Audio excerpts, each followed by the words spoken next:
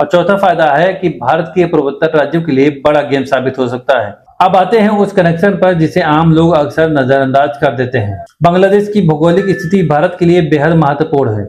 अगर बांग्लादेश के साथ अच्छे रिश्ते हो तो भारत को पूर्वोत्तर राज्यों तक पहुंच और कनेक्टिविटी के कई रास्ते मिल सकते हैं। यानी बांग्लादेश के साथ अच्छे रिश्ते सिर्फ कूटनीतिक नहीं हैं, भारत के पूर्वोत्तर की अर्थव्यवस्था से भी जुड़े हुए हैं।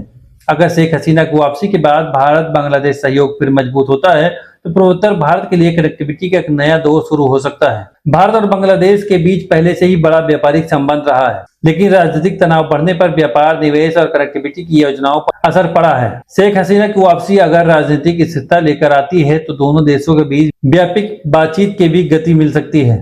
भारत के लिए बांग्लादेश सिर्फ एक बाजार नहीं है, बल्कि दक्षिण पूर्व एशिया तक पहुंच बनाने के लिए भी एक महत्वपूर्ण भौगोलिक रास्ता है। यानी ढाका के साथ बेहतर रिश्ते भारत की एक टेस्ट रणनीति के लिए महत्वपूर्ण हो सकते हैं। लेकिन यहाँ कहानी में सबसे बड़ा ट्विस्ट है, क्या शेख हसीना की वापसी अपने भारत के लिए फायदेमंद होगी? ये जरूरी भी नहीं है, क्योंकि बांग्लादेश की मौजूदा राजनीति पहले जैसी नहीं रही है। 2026 में हुए चुनाव में बीएनपी ने बड़ी जीत हासिल की है और तारिक रहमान प्रधानमंत्री बने थे। शेख हसीना की वापसी लीग पर भी भारी राजनीतिक दबाव बना हुआ है।